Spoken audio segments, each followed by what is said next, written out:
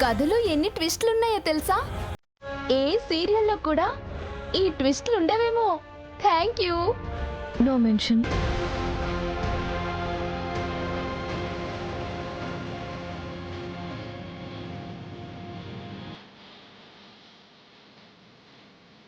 అయ్యా, ఎలాగోలాగా కుముద చేత కథ అయితే రాయించాను.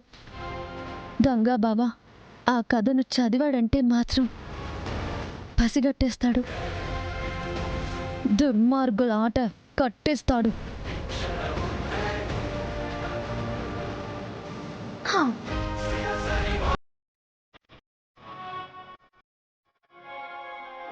ఇప్పుడు గాలికి ఎగిరిపోకుండా ఉంటది.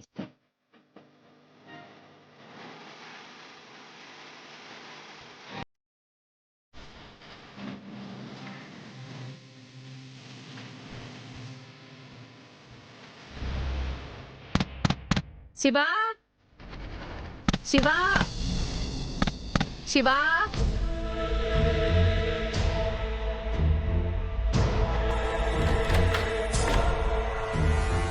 శివా,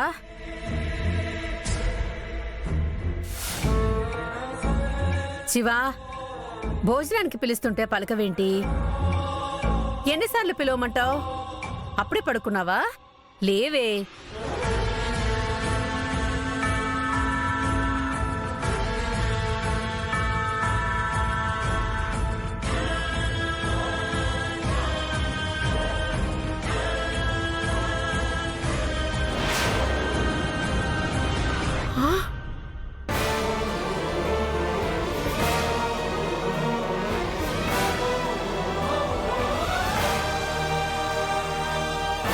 అమ్మో,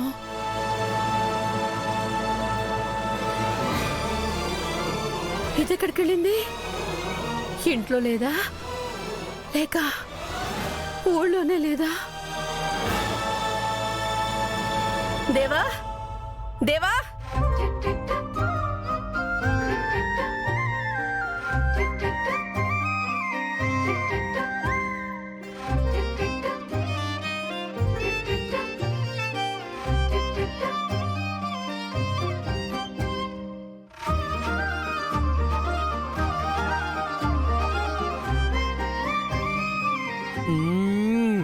పప్పులో క్యాబేజీ ఫ్రై కలుపుకొని తింటే ఉంది నా సామి రంగా, అదిరిపోయిందన్నా.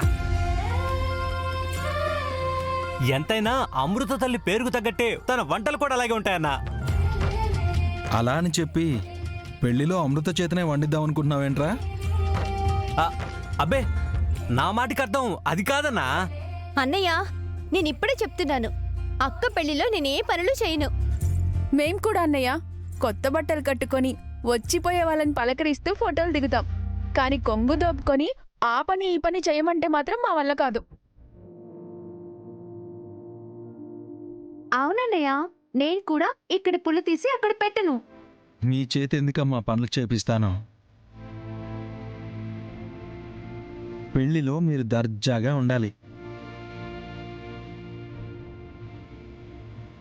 అన్నయ్య, ఇందాకే దేవాబావ ఫోన్ చేశాడు. అందుకేనా 10 నిమిషాలు పెరట్లో ఉండేది? ఫోన్ చేశాడా లేక బావే వచ్చాడా? ఏంట మాటలు? నువ్వు చెప్పమ్మా, ఏమన్నాడు బావా? పెళ్లి ఎంత సింపుల్గా అయితే అంత నిరాడంబరంగా జరిగేలా చూడమన్నాడు. అదేంటమ్మా అలా ఎందుకన్నాడు? అలా చేసి వాళ్ళ నాన్న చేత మనం అవమానించబడాలనా? అయ్యయ్యో, అలా కాదన్నయ్య. అసలు డబ్బులు ఎవరెత్తుకుపోయారో ఇప్పటి వరకు దొరకనేలేదు. డబ్బు పోయి అన్నయ్య ఇబ్బందుల్లో ఉన్నప్పుడు మళ్ళీ ఈ హంగు ఆర్భాటాలు ఎందుకని ఆయన మరీ మరీ చెప్తుంటే నేను కూడా అలాగే అన్నాను. నువ్వెలా మాటిస్తావమ్మా? ఉన్నంతలో పెళ్లిని నేను ఘనంగా చేయాలనుకుంటే నువ్వు దేవాబావ అన్నాడని సరే అని ఎలా అంటావు? ఇందాకే నా పెళ్లి ఖర్చుల కోసం నువ్వు వేసిన లెక్కలు చూశానన్నయ్య. పుట్టింటి నుంచి నేను అత్తారింటికి కాస్త దూరంగా వెళ్ళొచ్చేమో కాని నా పెళ్లితో నీకు అప్పుల బరువు పెరగకూడదు. అక్క, నువ్వెన్నైనా చెప్పు, అన్నయ్య ఒక్కసారి డిసైడ్ అయ్యాడంటే అదే చేస్తాడు. పెళ్లి ఎలా చేస్తాడో ఏమో కాని ఊరేగింపు మాత్రం చుట్టుపక్కల 10 ఊళ్ళల్లో చెప్పుకునేలా జరుగుతుంది. అప్పుడు మాత్రం నేను డాన్స్ చేస్తాను.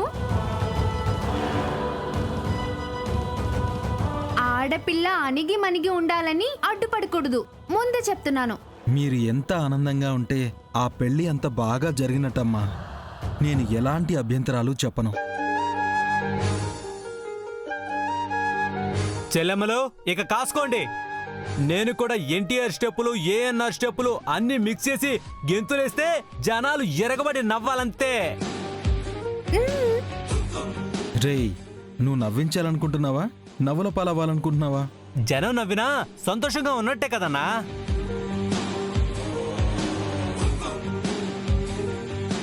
నేను తప్ప అందరూ సంతోషంగా ఉంటారు. ఎందుకంటే నేను చేసుకోబోయేది ఒక మగాణ్ణి కాదు, దుర్మార్గుణ్ణి. దేవా, ఏంటమ్మా? ముందు టీవీ కట్టేరా.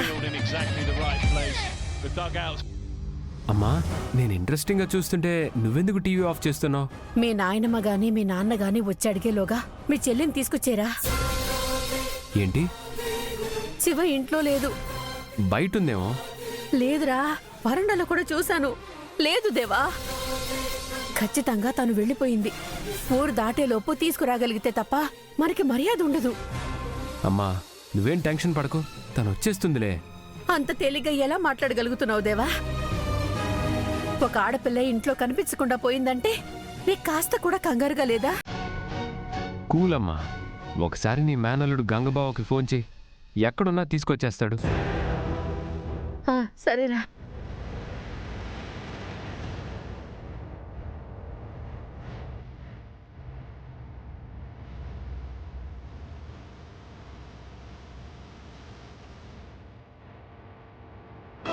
ఈ కూర అద్దిరిపోయిందమ్మా. సాంబార్ కూడా.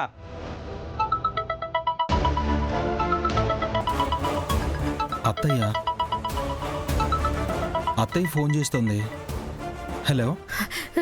గంగా, ఇంట్లోనే ఉన్నావరా? అవునత్త, ఏమైంది? శివ కనిపించట్లేదురా.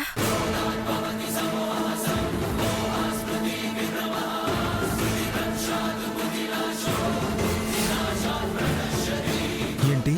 అవును, ఈ టైంలో ఎక్కడికి వెళ్ళిందో ఏమిటో. నాకు చాలా భయంగా ఉంది. కాళ్ళ చేతులు ఆడట్లేదు. నువ్వేం కంగారు పడకు, శివని నేను తీసుకుని వస్తాను. నేను మళ్ళీ ఫోన్ చేస్తాను. అన్నయ్య, నేను తర్వాత తింటానులేమ్మా. నేను ఇప్పుడే వస్తాను. నంది, బండితి. సరే అన్న.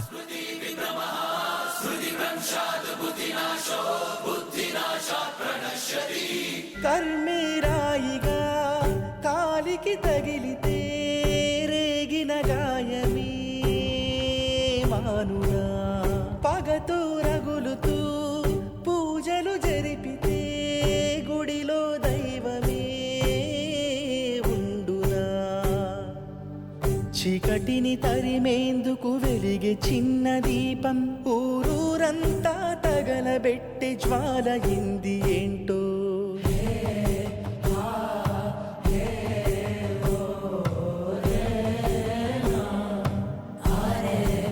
గౌరీ అక్క, ఇష్టం లేని పెళ్లి చేసుకుని నువ్వెన్ని బాధలు పడ్డావో కళ్ళారా చూశాను. నువ్వు పుట్టింటికి తిరిగి వస్తే నీకు అన్నం పెట్టడమే కాకుండా నీ కన్నీళ్లు తుడవడానికి ఈ చేతులు వాడాను.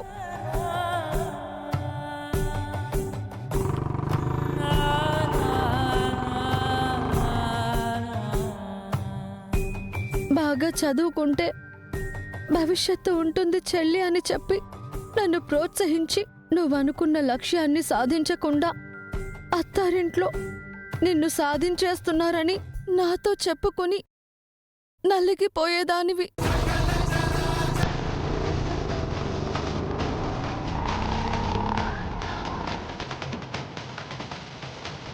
లోక జ్ఞానం, తెలివితేటలు అన్నీ నీకున్నా నరకం నుండి బయటపడే ధైర్యం నీకు లేకపోయింది. చచ్చిపోయావు, పైలోకానికి వెళ్ళిపోయావు.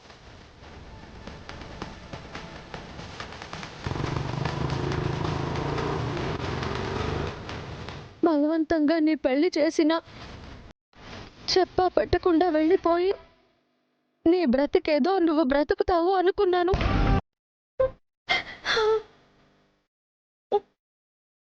కానీ అలా చేస్తే గౌరీ లేచిపోయిందనో, నాన్న పరువు తీస్తారని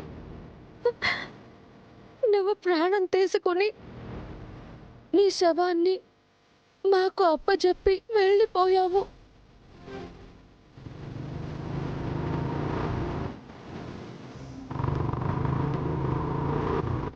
ఎందుకు ఇలాంటి పని చేశావని ఎన్నిసార్లు ఆలోచించినా నాకు అప్పుడు అర్థం కాలేదు. కానీ ఇప్పుడు అర్థమైంది. నన్ను కూడా పెళ్లి కూతుర్ని చేస్తున్నప్పుడు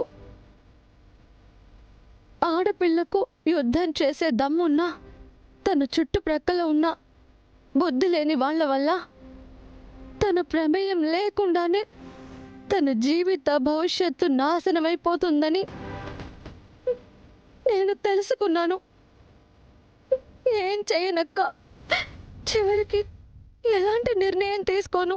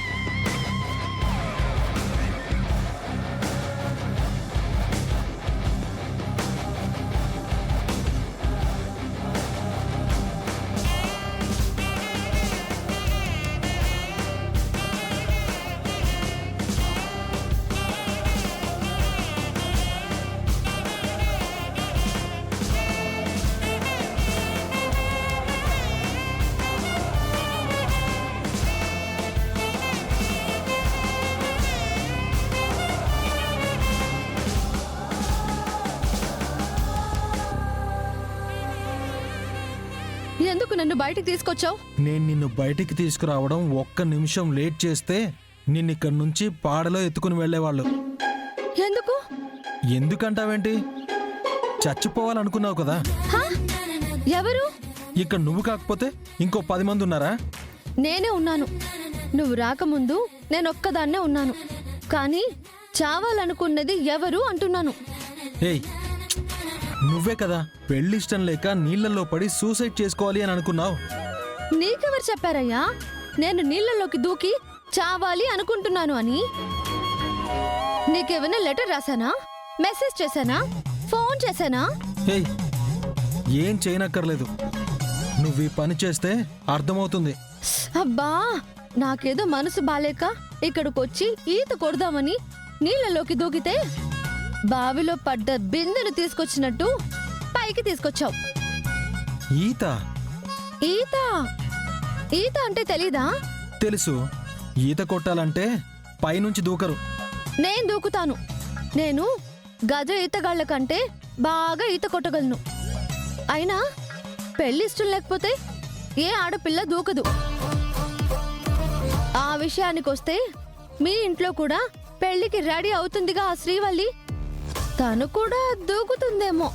ఏయ్, నా చెల్లెలు శ్రీవల్లి సంతోషంగా పెళ్లి చేసుకుంటుంది. నీలా ఏడుపు మొహం వేసుకుని కాదు. శ్రీవల్లి సంతోషంగా ఈ విషయం ఎంతటితో వదిలే, చెప్తే నా మీదొట్టే.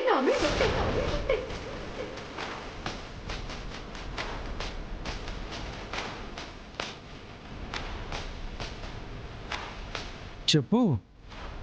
ఏదో చెప్పబోయావుగా. కోనేట్లో నీళ్ళన్నీ నోట్లోనే ఉన్నాయా? మింగేసైనా మాట్లాడు, లేక కక్కేసైనా నువ్వు చెప్పదలుచుకున్నది ఏంటో చెప్పు. నాతోనే కాదు, మీ ఇంట్లో వాళ్ళతో కూడా. అంతేగాని ఈ టైంలో ఇక్కడికొచ్చి ఇలాంటి పిచ్చి వేషాలు వేయకూడదు. ఈత కళ్ళు గీత అంటే 2 దెబ్బలు వేసి తీసుకుని వెళ్తాను. ఎక్కడికి తీసుకెళ్తావు? మీ ఇంటికి. నేను రాను. ఎందుకు రావు? మీ మగాళ్ళు చెప్పినట్టే వినాలా? మీరు మాత్రం ఆడవాళ్ళ ఇష్టాలేంటో తెలుసుకోరు. గుండెల్లో సముద్రమంత బాధ పెట్టుకుని పైకి మాత్రం మీరెక్కడ బాధపడతారో అని చిన్న చిరునవ్వు నవ్వితే మేము చాలా సంతోషంగా ఉన్నాము అని ఫీల్ అయ్యే అమాయకులు మీరు. మీకేమీ తెలీదు. తెలీదే, నిజంగా తెలీదు. ఎందుకంటే మాకు చెప్పేవాళ్ళు లేరు. నీకంటే నాన్నున్నాడు, పెదనాన్నున్నాడు, పెద్దమ్ముంది. నాకు అమ్మ లేదు. మా నాన్న ఉన్నా ఎలా ఉండేవాడో నీకు తెలుసు. 4 చెల్లెలని పెంచి పెద్ద చేశాను. ఆడపిల్లల మనసు తెలియకపోతే నేను వాళ్ళని ఇక్కడి దాకా తీసుకొచ్చేవాణ్ణే కాదు. ఎక్కడికి తీసుకువెళ్ళావు అని కాదు బావా, వాళ్ళు పుట్టింటి నుంచి అత్తారింటికి వెళ్ళేటప్పుడు ఎలా వెళ్తారు అనేది చూడాలి. నువ్వు ఏం చెప్పదలుచుకున్నావో అర్థమయ్యేలా చెప్పు. అర్థం పర్థం లేకుండా మాట్లాడకు. ఇంతకు మించి నేను చెప్పలేను. నిన్ను తీసుకుని వస్తానని తిరుపతి అత్తయ్యకి చెప్పాను. పద. నేను రాను. ఎందుకు రావు? నీ బండి మీద వెళితే చలి పెడుతుంది. నీళ్ళల్లో దూకాను కదా. నువ్వు నా వెనకాల కూర్చుంటావు, ముందు కాదు. అయినా సరే బుల్లెట్ మీద వెళ్తే చల్లటి గాలి తగులుతుంది. మగాణ్ణి, నాకు చలివేదా? బాగానే ఉడుక్కుంటున్నావుగా. మగాడికి కోపం వచ్చినా వేడిగానే ఉంటాడు. నీకు కొంచెం తిక్కనుకుంటా. అరుస్తుంది నువ్వా నేనా?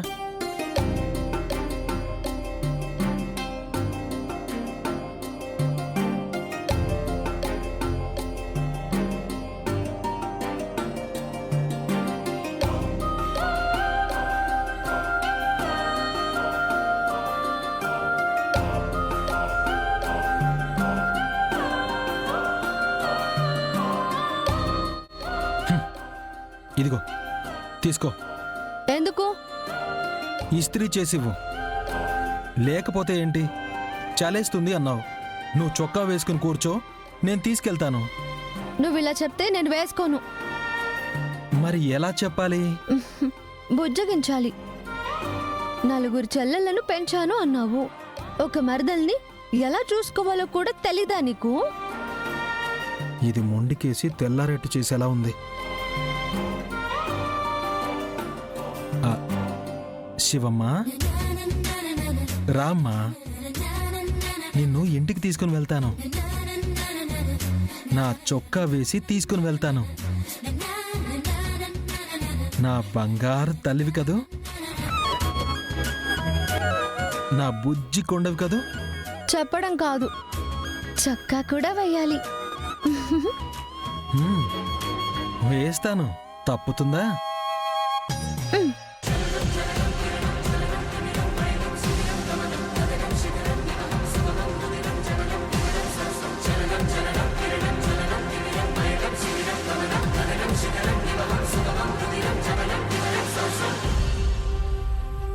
బావా, ఒక మాట చెప్తాను విను. ఆడపిల్ల మనసు చదవడం చాలా కష్టం. కన్న తల్లికి కూడా చెప్పుకోలేని ఎన్నో విషయాలుంటాయి. మరదలు ఇలా చెప్పిందని నా గురించి ఆలోచించొద్దు. నీ చెల్లెళ్ళు కూడా నీతో చెప్పుకోలేని విషయాలు ఏమైనా ఉన్నాయేమోనని ఆలోచించు. వాళ్ళ మనసులో ఏముందో, వాళ్ళ ఇష్టాలు ఏంటో తెలిస్తే తప్ప భవిష్యత్తు బాగుండదు.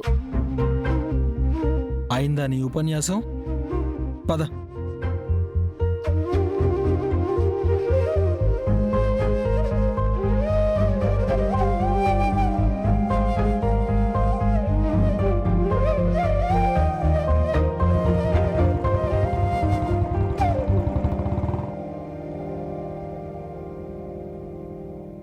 అమ్మా అన్న వడ్డించు. వయసుకొచ్చిన ఆడపిల్ల ఇంట్లో నుంచి కనిపించకుండా వెళ్ళింది అని చెప్తే పోలీసు వాడి అయ్యుండి వెతక్కుండా భోజనానికి కూర్చున్నావేంటి దేవా? అమ్మా నువ్వు గంగకు ఫోన్ చేసావా లేదా? చేశాను. ఎలా అయినా శివని వెతికి తీసుకొస్తాను అన్నాడు. మరెందుకు కంగారు పడతావు? నేను సబ్ ఇన్స్పెక్టర్నైనా హీరోని కాను. నీ మేనలుడు గంగ మాత్రం నీకు హీరోలా అనిపించాడు. నీ మనసుకి ఏది నచ్చితే అది చెయ్యాలమ్మా. మనిషి ఎదురుగా ఉన్నాడనేసి నొచ్చుకునేలా మాట్లాడితే ఎలా? ఏమైందేవా? ఏం లేదు నాన్న, భోంచే. బయట వరండాలో వెన్నెలను చూస్తూ కాలక్షేపం చేశాను. నిన్ను పిలిస్తే ఏమో రాలేదు.